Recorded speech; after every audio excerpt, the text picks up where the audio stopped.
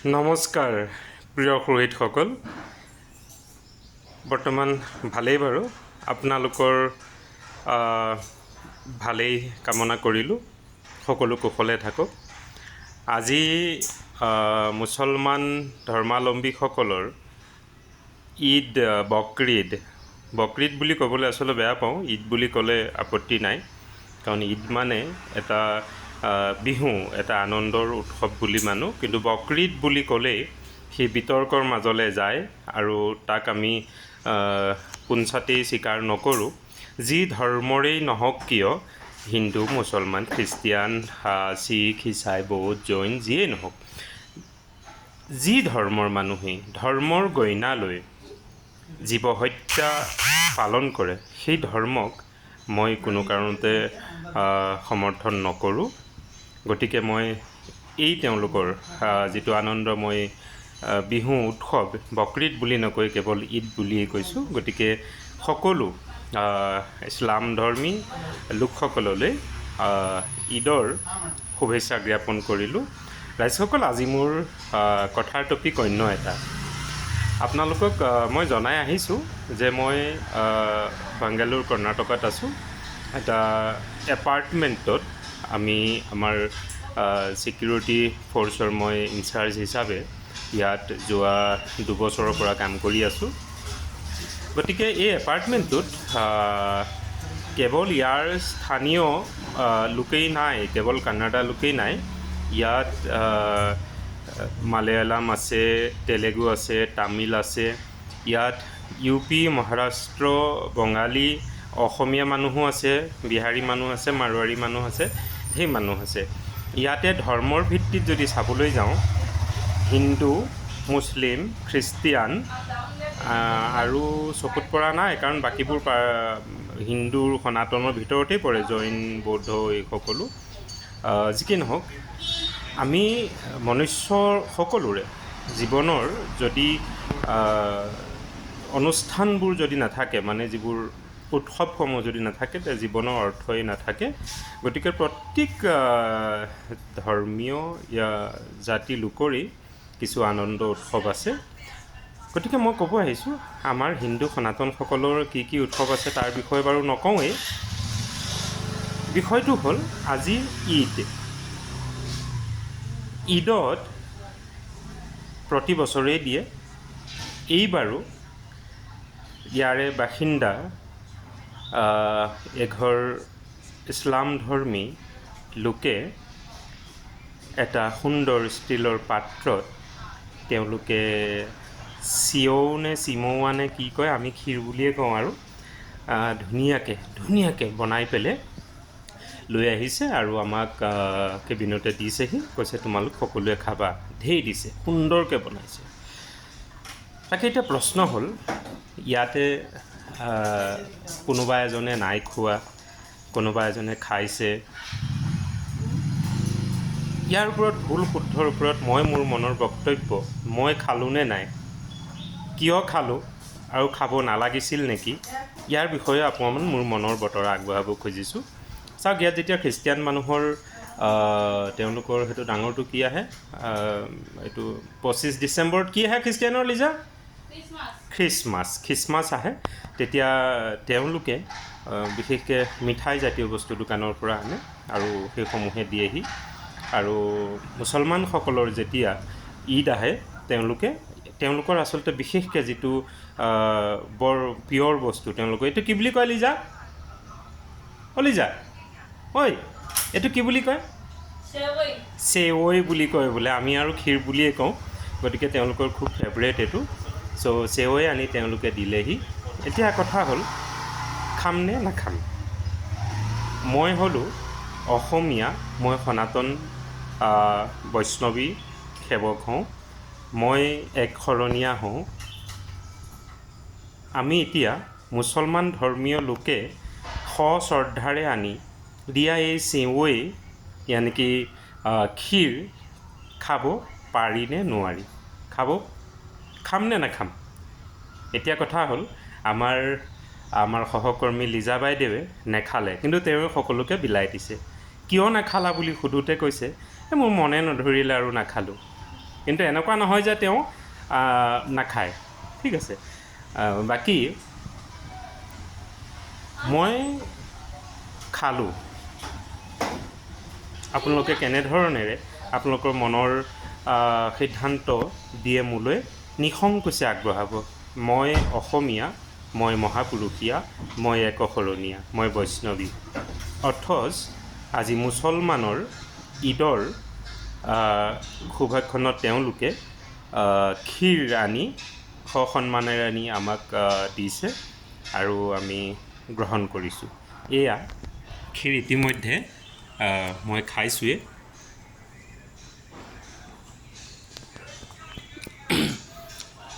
বিভিন্ন ধৰণৰ বাদাম জাতীয় বস্তু দিছে, গাখীৰ আদি দি বনাই মই খালোঁ।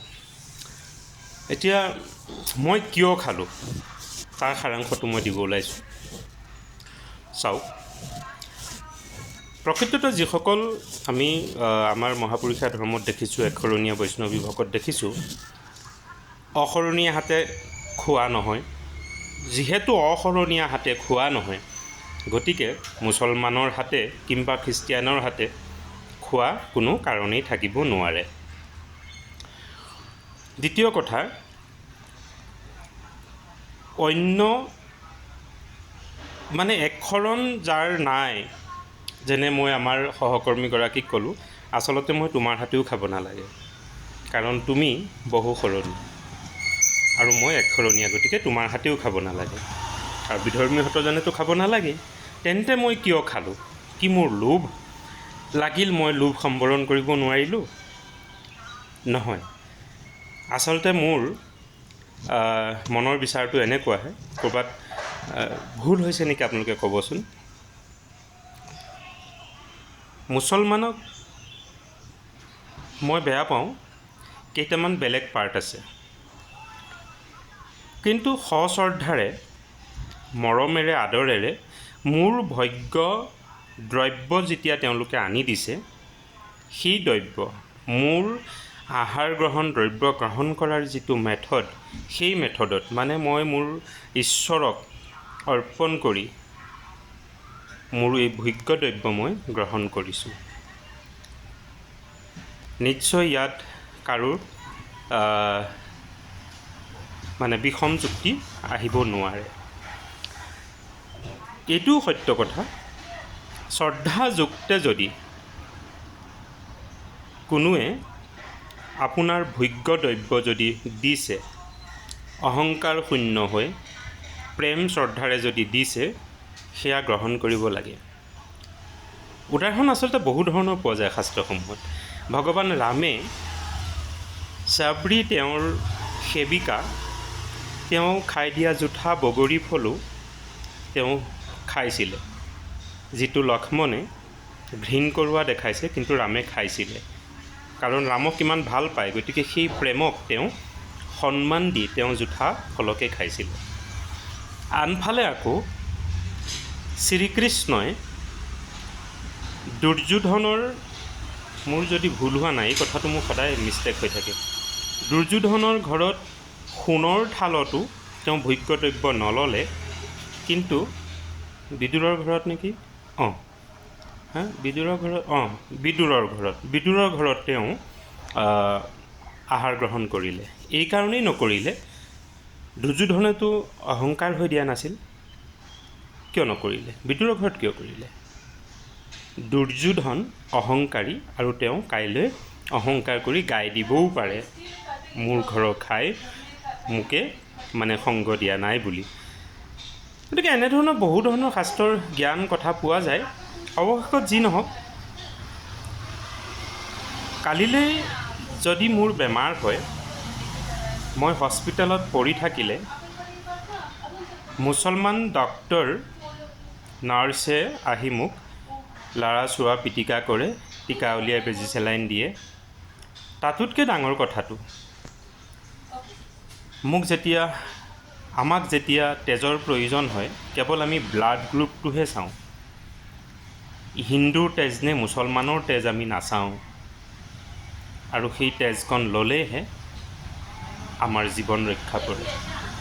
এনে কোনো মানুহ নোলাব, ভকত পণ্ডিত নোলাব, যি প্ৰয়োজনত তেজৰ জাতটো কি সুধি ল'ব, না কি তাৰ গ্ৰুপটোহে সোধা হ'ব আৰু তেওঁক প্ৰয়োজন হ'ব। গতিকে মই মুছলমান ধৰ্মীৰ লোকসকলৰ কিছু তৰিকা, তেওঁলোকৰ জীৱন ধাৰণ, তেওঁলোকৰ চাৰিত্ৰিক পদ্ধতি যদিও মই বেয়া পাওঁ, সেয়া এক সুকীয়া কথা, কিন্তু তেওঁলোকৰ এইটো আনন্দময় উৎসৱ। যদিও উৎসৱটো বকৰিদ বুলি কওঁতে এটা হিংসাত্মক উৎসৱ হয়, সেইটো মোৰ কাৰণে সদায় বিতৰ্কিত। তথাপিতো তেখেতলোকে আজি বকৰিদ কৰি আনি মোক তেখেতলোকে মৰম শ্ৰদ্ধাৰে বকৰিৰ ঠেং দিয়াহি নাই আৰু জোল দিয়াহি নাই, মোক দিছে শুদ্ধ দ্ৰব্য, যিটো আমি ক্ষীৰ বুলি কওঁ, ক্ষীৰ আনি মোক দিছে। গতিকে মোৰ ভোগ্য দ্ৰব্য সেয়া, গতিকে মই গ্ৰহণ কৰিছোঁ। সেইকাৰণেই যদি কিবা ভুল হৈছে আপোনালোকে বিচাৰ কৰি আপোনালোকৰ মতামত জনাবচোন। সকলোতে কেৱল অভিযোগ আপিল কৰি হিংসা বৈষম্যতা ৰাখি চলিলে মানুহে কি কৰিব বাৰু? আমি পাৰোঁ জানো তেনেকৈ? বেয়াটো বেয়া আমি ক'বই লাগিব, কিন্তু অন্ততঃ যিটো মানুহৰ সহৃদয়তা, মৰম স্নেহ, তাকতো আমি আলিংগন কৰিব লাগিব নে কি কয়? আমাৰ অনুষ্ঠানলৈ মাতো, তেখেতলোক যাব, যদি নাযায় আমাৰ কেনেকুৱা দুখ লাগিব? গতিকে সেই বুলিয়েই যে মই মোৰ ভোগ্য দ্ৰব্য যিবোৰ নহয়, মই আমিষভোজী নহয়, মই নিৰামিষভোজী, গতিকে সেয়াতো মই ল'ব যোৱা নাই তেওঁলোকে বেয়া পাব বুলি। কিন্তু যি ক্ষীৰ চেমিয়া মোলে দিছে চৰিয়া নেকি, ত' মই খাইছোঁ। আপোনালোকৰ যুক্তি মতামত জনাব। চাওক, মৰম স্নেহেৰে যেতিয়া কোনোবাই আপোনাক নিমন্ত্ৰণ জনায় কিম্বা মৰম যাচে, মোৰ বোধেৰে সেয়া গ্ৰহণ কৰিব লাগে, নহ'লে তেওঁক অপমান কৰা হয়। কৃষ্ণ। আপোনালোকৰ মতামতৰ আশা কৰিলোঁ। ধন্যবাদ। কৃষ্ণ।